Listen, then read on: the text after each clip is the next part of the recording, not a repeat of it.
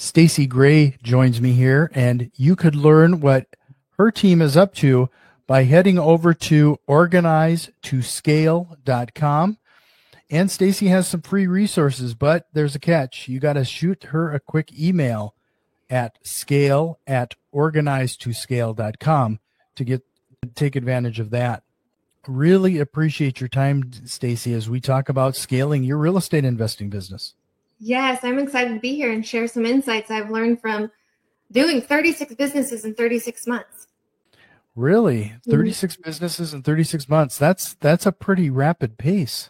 It's a really rapid pace with quite a different range of visionary leaders as well. So they weren't my personal businesses, but real estate investors who were looking to scale their real estate investing businesses through syndication is what we focused on.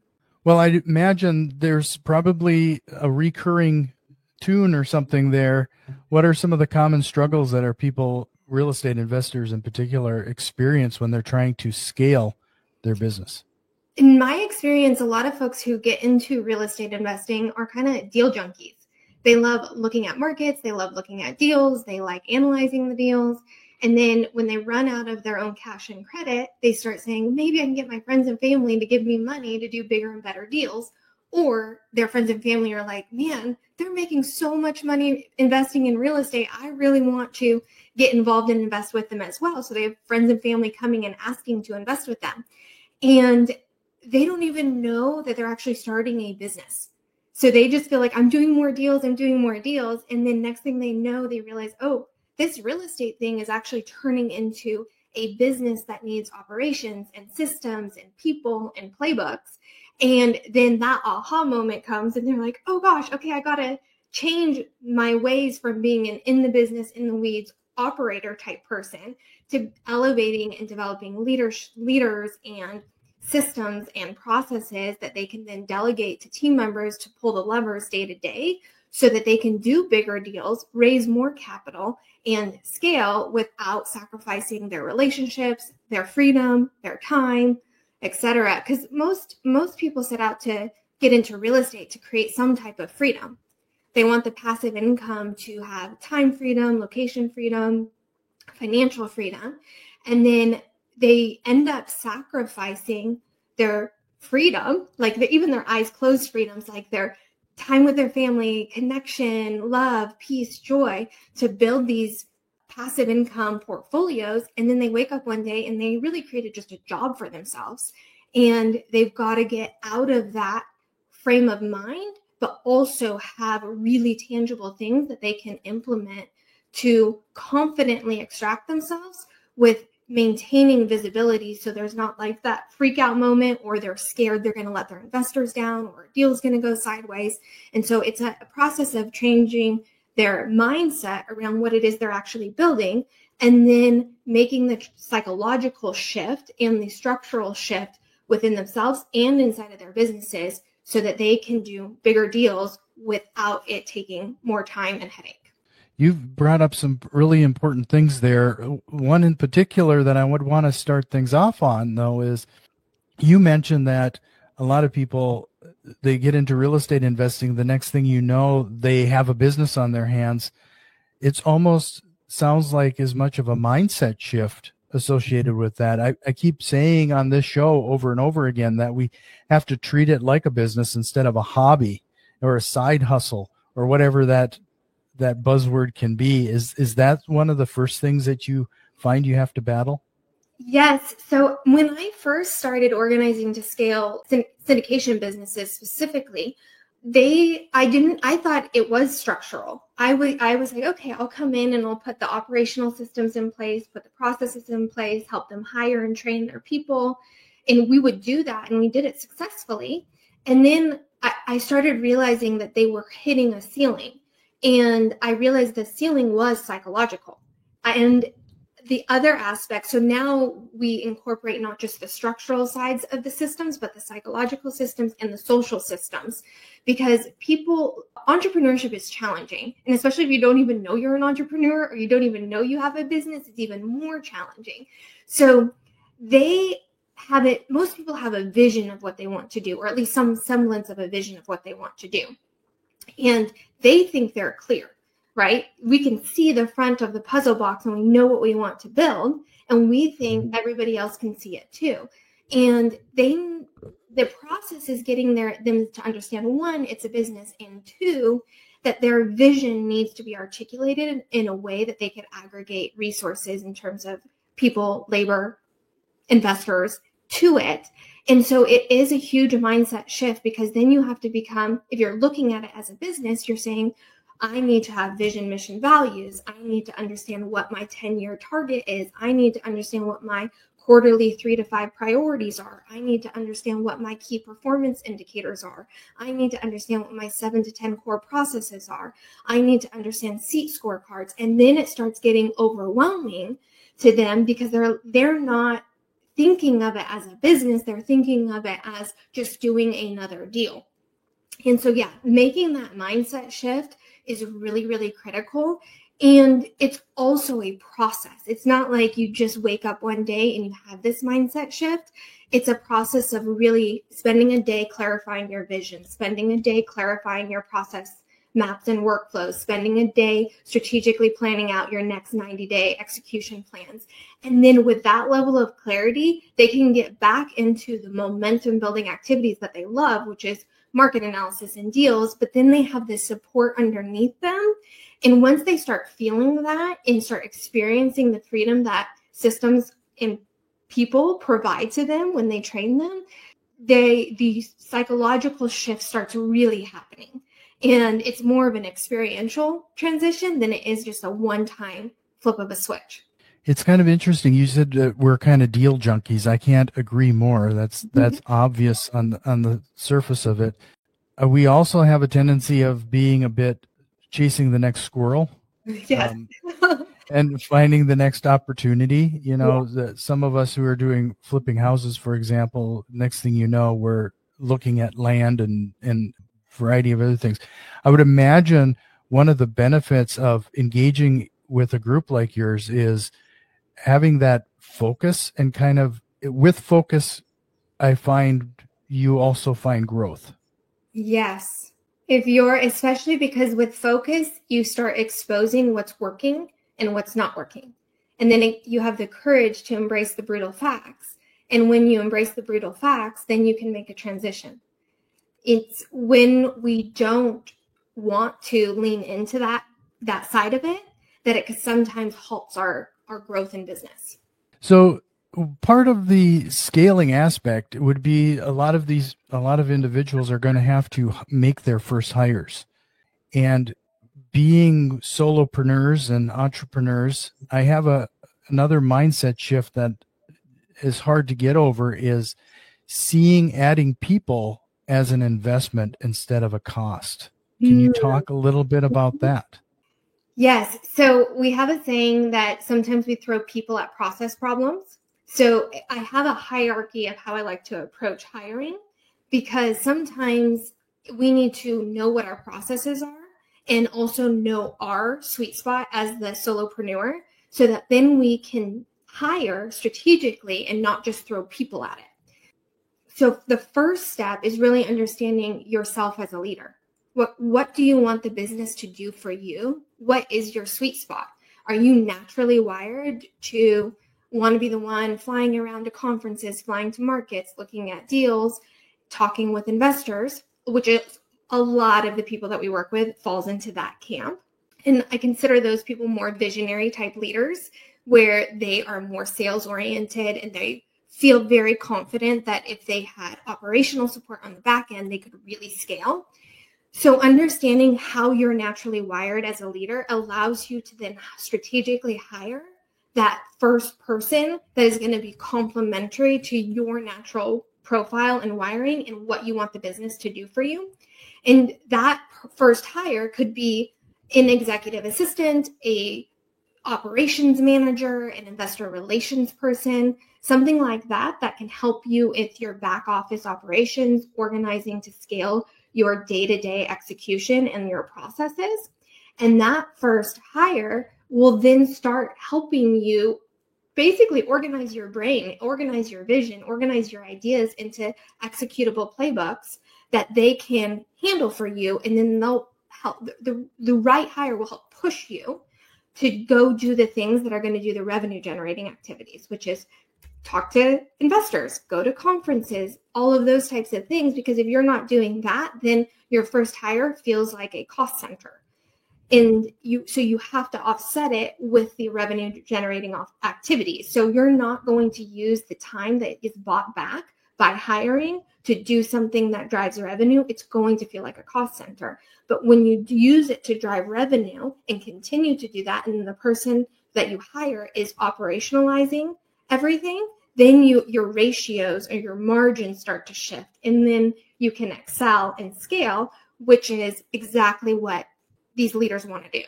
So you mentioned, the owner's profile, understanding your own profile. Do you recommend people kind of going through personality test or some sort of exercise in order to have a better understanding and be honest with yourself? Yes. I think a good policy is always to be honest with yourself.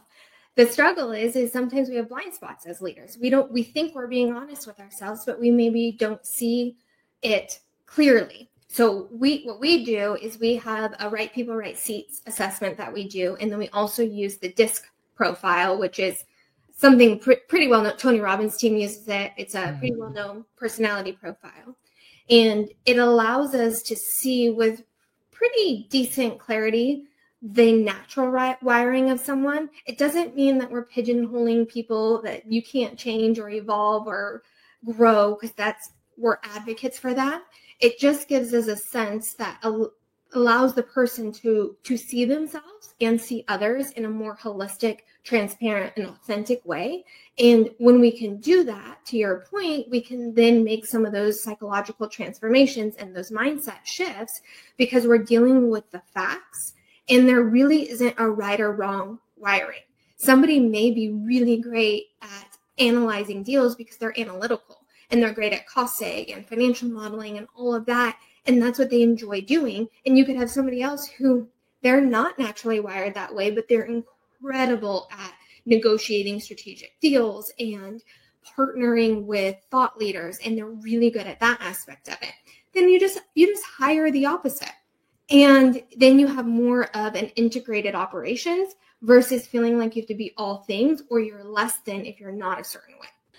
So just to remind everybody, if you want to learn what Stacy and her team and how they can possibly help you, head over to organizetoscale.com or take advantage of what Stacy is offering there. Shoot her a quick email at scale@organizetoscale.com to get those free resources. And if you found some value in what we're talking about so far here today, do us a quick favor and share this with one of your investor friends. I'm sure they're going to find this really insightful. And if you're watching us on YouTube, do give us a thumbs up and subscribe to the channel. So, Stacy, I'd be curious, what are some of the biggest mistakes you've seen businesses make then in preparation for scaling? I think I could summarize the biggest mistake is, in order to scale our businesses, we have to organize and scale ourselves. And sometimes when we hit ceilings in our business, so how you know that you're ready to scale, operationalize, and scale your business is you can't do more. You're hitting a capacity issue. You feel like you're always behind the 8 ball. Your business looks like your kitchen junk drawer. You feel like you're just reactive to all the opportunities and things that are coming in versus it being organized and methodical and process oriented. And we often think that the solution is that I am just going to hire more people, or I am just going to work harder myself, and that is the solution. But really, it's being disciplined to say no, and to say no to squirrel syndrome, shiny penny syndrome. Say no to the things that are going to disrupt really where you want to go, and be ruthlessly honest with yourself about the things that you're doing that aren't producing the results that you want inside of your business. And some of those things are, you say you hire somebody and then you ask them to do something, you delegate something to them, and they're not doing it fast enough, or they're not doing it the way you want it done, or something is just not resonating. And instead of having the conversation, you take it back. And you say, okay, I'm just going to do it. It's the wrong person. And we create these narratives that aren't serving us instead of sitting with it for a little bit and saying, how am I showing up as a leader that is hindering the growth of the people and processes inside of my organization? And I say this with not just seeing other people do it, I say it also having done it myself. I've built several 7-figure businesses, and I have been an amazing leader. And then at times when I've been trapped in my business and I've hit a ceiling, I've been a struggling leader. And so learning to really reconcile who you are as a leader and how you want to show up is a keystone habit, if you will, in scaling your business. Would you say then that that is one of the biggest downfalls when somebody fails at scaling their business? Is that lack of clarity? I think it's a lack of clarity, but it's also a lack of, I think people get trapped in their business for one of two reasons. One, they lack systems and they're not aware it's a systems issue. Or two, they let their passion consume them. So they're so excited about the next deal. And so they go try to take down this next deal. And then they throw it over their fence to their team. And then because they threw it over the fence, they feel like, okay, time's freed up. I can go do more things now. And then they go get those next 1 deal, 2 deal, 3 deal, 4 deal, squirrel syndrome, shiny penny syndrome. And then they put so much burden on the operational structures that are still trying to systematize and streamline from the first deal that the leader started maybe 30 days prior. So some of that is what causes folks to really hit that ceiling and then not scale. Is this, I guess we could summarize it in self-awareness. The self-awareness of what is happening operationally in the business and how they're showing up and what their passion is doing to them. It's a psychological container, I feel like visionary leaders have to somehow create where, okay, these are great ideas. These are great visions. I want to do all of these things. And I'm going to have to time box certain things because I can't do everything at once. And when we bite off more than we can chew, there's a saying, bite off more than you can chew, then chew it. But sometimes what happens is you bite off more than you can chew and you choke if you don't have the right people and the right systems and the right support around you.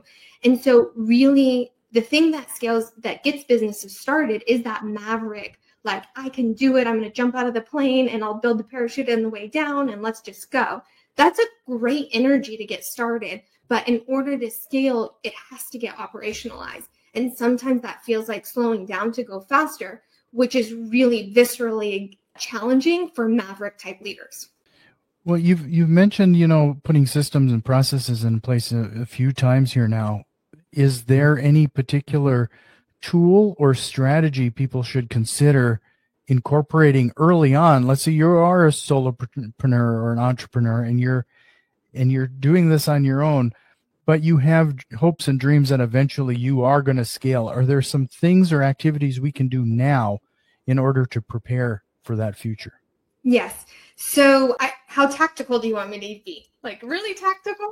Very tactical. Okay. I want people to have things to do today. Okay. So if you're a solo entrepreneur and you want to scale your syndication business, then everything that you're doing today, document while you're doing it. And the easiest way to do that is I'm going to give 2 tools. One is called Loom, Loom. It's a screen recording video thing. And it's a plugin that you can just put on your Google browser or whatever internet browser you use. And you run that in parallel with another tool called Tango, like the salsa dancing Tango. You run those 2 in parallel and it will just screen capture and video record your entire day-to-day that you're doing.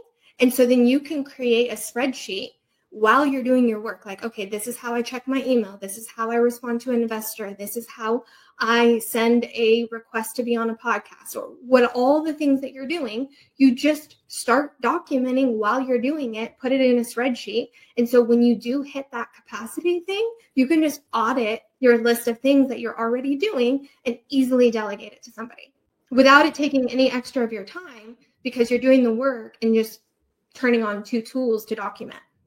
Yeah, you're not the first one to recommend Loom. I've heard that being used quite a few times. Mm-hmm. Yeah, it's a great tool. So we originally only used Loom, and then one of our team members, she found Tango in parallel. And what Tango does is it takes screenshots of your screen while you're doing the activity. So you have a written example of what you're doing with visual screenshots, but then you have a full video as well that somebody could watch. Could you share an example of a solopreneur who came into your group and where they are now? Sure. I have had someone come in who was at zero, like they hadn't raised any capital. They were excited about doing it. They were in another program for about 6 months and hadn't raised any capital. And then they came and went through our Organized to Scale program, and within 4 months went from zero raised to 5 million raised. So that was a really great success. I've had other people come in who have already been raising capital. So I had a guy come in who had already raised 20 million, and he was vertically integrated. So he had a development company, a property management company, plus the real estate investing. And then now he wanted to start raising capital. And so what we did with him is create the Organized to Scale infrastructure and operations. And I don't know exactly what number he's at right now in terms of capital raise, but he is now able to do volume-wise way more deals than he was able to do previously because of the systems. And now he just hired 2 more people because of the growth of the development company as well. I'm sure that there's a certain point in time where an entrepreneur is wondering if it's time to engage a group like yours. What type of questions should they be asking, and not only to themselves, but when they're talking to a group like yours, what type of questions should they be asking to make sure it's a right fit? Sure. So I think one is questions to ask yourself. Like, what do you want out of your business? Do you want a lifestyle business? Do you want to raise $1 billion? Like, what is it that you really want? And then with that clarity, then you can go see if something like Organized to Scale would be a good fit or not, based on what it is that you want to achieve. And then when you are in talking with someone like me, I would be asking, like, what you just asked me, can you give me some examples of people who were in my similar situation and the type of success that they've experienced? I would be asking time horizons, like how long from the time I start until I can start getting the results that I am seeking. And the other thing that I would ask is, what is expected of me if I were to engage you? How do I have to grow as a person, or what are my time commitments to this? I like to think of Organizing to Scale kind of like diets. Like, most diets work if you do the diet. The struggle is that getting ourselves to do the diet is part of that hurdle. So making sure that you're aligning with people that don't just provide the diet to you, but also provide the accountability structures that are necessary to achieve what you want to achieve, because that's really where traction comes. I feel like I'm asking you a lot of mindset type questions, but the next thing would be, as I frankly, this is personally now, I have a hard time letting certain things go, because you have it in your mind that nobody cares as much as you, and nobody is going to do it exactly the way you want it done. How do you break through that mindset and finally allow yourself to delegate and trust those people that you've put in those positions? You're saying so many important things, but can I ask you one question? Have you been called a control freak ever? No, not exactly. Well, maybe my business partner has called me that a couple of times. Well, okay, so most people who have a mindset like you just said, where nobody can do it better than me, nobody's going to do it as great as me, and in a lot of ways we get significance from doing it. When we have partners or team members, they sometimes say we're control freaks. And I don't think that that's necessarily true. What I do think it is true is that we're quality freaks. We want to protect our credibility. We want to protect our reputation. We want things to be done with excellence. And there's nothing wrong with that. We should, especially as syndicators, because you're raising money hard-earned money from other people, and you want to be responsible and be excellent in where you put that money so you can give them an ROI. So you should be behaving like that. But if we think about the cash flow quadrant, like Robert Kiyosaki's cash flow quadrant, the only way to move from the ENS side to the BNI side is systems. That's the only way to do it. And the journey of doing that is recognizing that systems are what create quality. And then what we have to do as leaders is to measure quality. And then when we measure quality and we have visibility into the quality, we're no longer control freaks. It's black and white. Did this happen or did this not happen? And it's not mean. It's not like you did something wrong or I'm coming down on you. It's really, hey, we were supposed to talk to 5 investors this week. Like, there's only a room for a number. 5? Not a story. Like, how many did you talk to? And so then it becomes a matter of full transparency inside of the organization that then builds trust, which is, to your point, critical. And one of my favorite books is Trust. It's called Trust by Dr. Henry Cloud. And I used to think of trust as an on-off switch. Either you had it or you don't have it.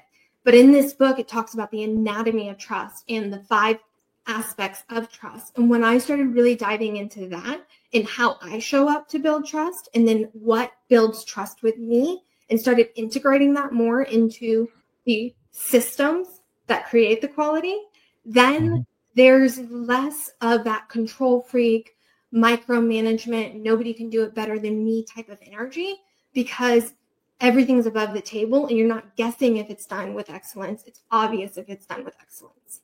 Well, Stacy, this is fantastic information, and you brought so much value to this show. Before we switch into some of my rapid fire questions, and frankly, you've answered some of those already too, is there a question or concept you think we should have tried to cover here today? I would love to just share a methodology that I have found to work. And it's operating your business, or if you're launching and wanting to organize to scale your business, do it in 3 steps. Do an architect phase, a build phase, and an operate phase. So real estate investors can really relate to this. If you're going to do ground up development, you wouldn't just go hire a concrete guy to lay slab. You would create a blueprint. And that's what the architect phase is in your business as well. Create your business blueprint so you know what you're actually building and what you want it to do for you and what you want the flow in your home and the flow in your business to be. And then go build your MVP. Go build your infrastructure, lay the foundation, put your cabinets and sinks and everything up, and then operate it. And that's where you plug your property manager or your tenants in to run day to day.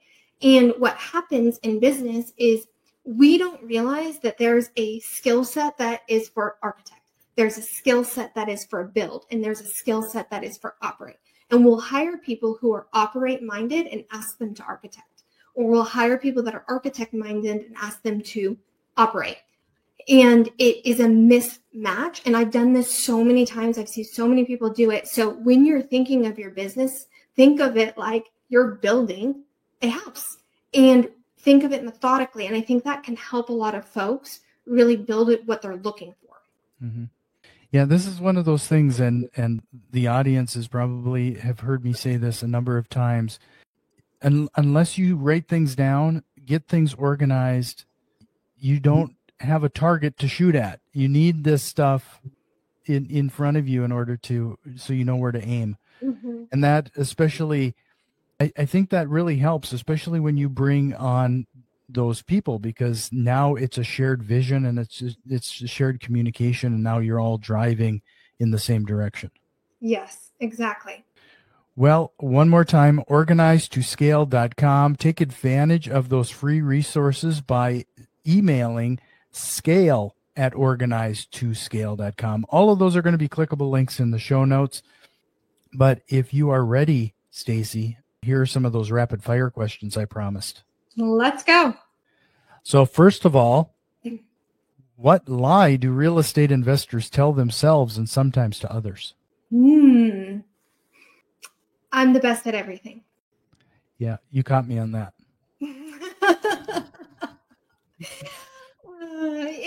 It's you know what though, the positive side of that is confidence, and you need confidence to scale a business.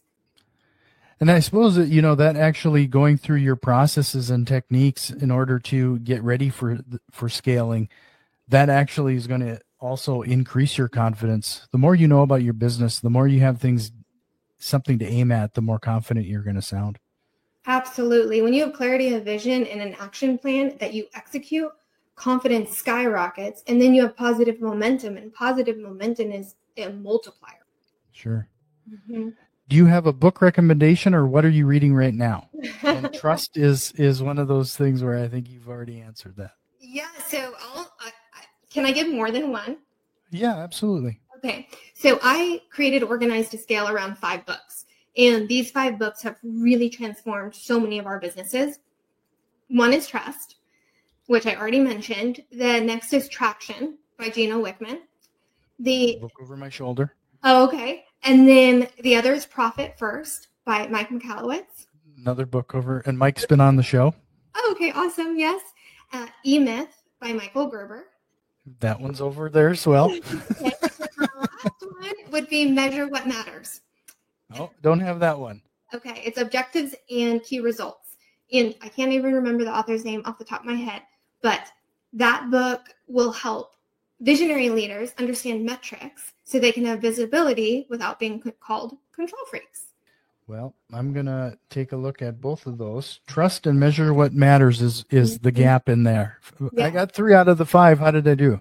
Yeah, amazing. And you just reminded me of another book that is phenomenal when you said the word gap, which is, this is more mindset, but Dan Sullivan wrote a book called The Gap and the Gain. And have you read it? I have it in my Audible library, okay, but I haven't gotten to it yet. So I think your audience maybe will resonate with this. So when we, as the leaders, we set goals, which is so critical for us, aim, right? You have a goal and you set it, and then you go work towards achieving it, and maybe you get 50% there or 70% there. And what we do as high achievers is we get 70% there, and we judge ourselves on the gap instead of how far we come.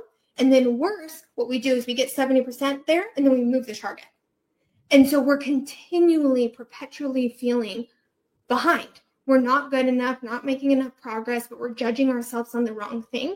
And so one of the things that I've started to incorporate with myself and our clients is celebration, like celebrating the wins that we're having so we can enjoy the journey of building and scaling our organizations instead of just perpetually bringing in the grind. No, that's a good tip. If you could go back in time and give your younger self one piece of advice, what would that be? Listen to your intuition. What single strategy, process, or tool have you implemented that has had the biggest time-saving impact? Our Delegate and Transcend tool. Delegate and Transcend tool. What is that? Is that a software? Or? We created a interactive spreadsheet that we use to it integrates what we call our sweet spot matrix. So everyone has their natural sweet spot. And then when you hit a capacity ceiling, you have to be able to say, okay, what's everything on my plate that I'm doing? And what portions of this pie can I delegate? And which ones should I delegate based on my sweet spot? And who should I delegate to? And what type of expense saving will that have? And how quickly can I get there? And that has been a tool that has really helped our teams and our clients up level with less stress.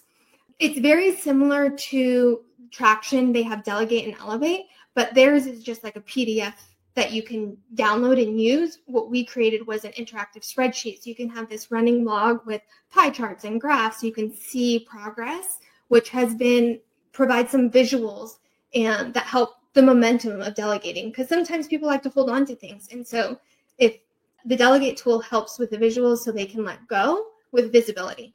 Well, Stacy, this has been a great conversation. One last time, you could learn more at organizedtoscale.com. shoot her a quick email at scale@organizedtoscale.com. Take advantage of those free resources. And but it's been great chatting with you. You brought a lot of value today, and I hope we'll chat again sometime very soon. Yes, thank you so much for having me on. You've been a phenomenal question asker. Well, I appreciate it. Thanks.